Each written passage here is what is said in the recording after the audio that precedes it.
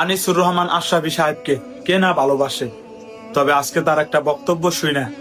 সামনে যেহেতু বিশ্বকাপ চলে আসছে আর মাত্র 9 দিন, তারপরে কিন্তু বিশ্বকাপ খেলা শুরু হয়ে যাবে।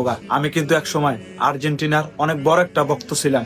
এমনকি এই বছরে কিন্তু আর্জেন্টিনা জার্সি পরা নিয়ে এসেছিল। সত্যি করেই ব্রাজিল আর্জেন্টিনার প্রতি একটা ঘৃণা চলে আসছে।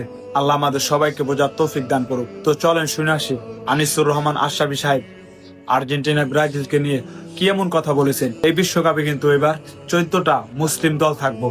তার ভিতরে কিন্তু সৌদি আরব আছে, মরক্কো আছে, নাইজেরিয়াও আছে। তারা কিন্তু ভালোই খেলে। চাইলে কিন্তু এই 3টা দলের ভিতরে আমরা যে কোনো একটা দল বাছাই করতে পারি। ব্রাজিল, আর্জেন্টিনা, কোন মুসলমানের বাচ্চা যদি তার কাছে প্রিয় হয়, এটা আল্লাহর কসম আমি বললাম, তোর ইমানের সমস্যা, তোর ইমানের সমস্যা, তোর ইমানের সমস্যা, তোর মুসলমানিত্বের সমস্যা।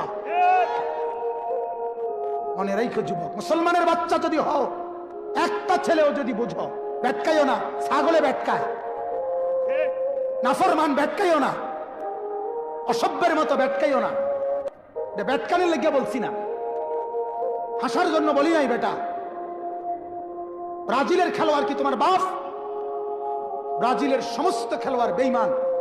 বেঈমান কিনা কথা বলেন না কেন? ব্রাজিলের খেলোয়াড় কাফের, আর্জেন্টিনার খেলোয়াড় কাফের। কাফের কেমনে মুসলমানের প্রিয় হয়?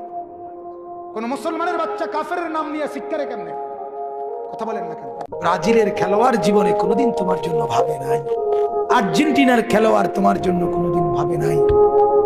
ওরা বেঈমান। ওরা কি? আর্জেন্টিনার খেলোয়াড়রা কি? ব্রাজিলের খেলোয়াড়রা কি? বেঈমান ইমানদারের বন্ধু হইতে পারে না, বেঈমান ইমানদারের প্রিয় হইতে পারে না।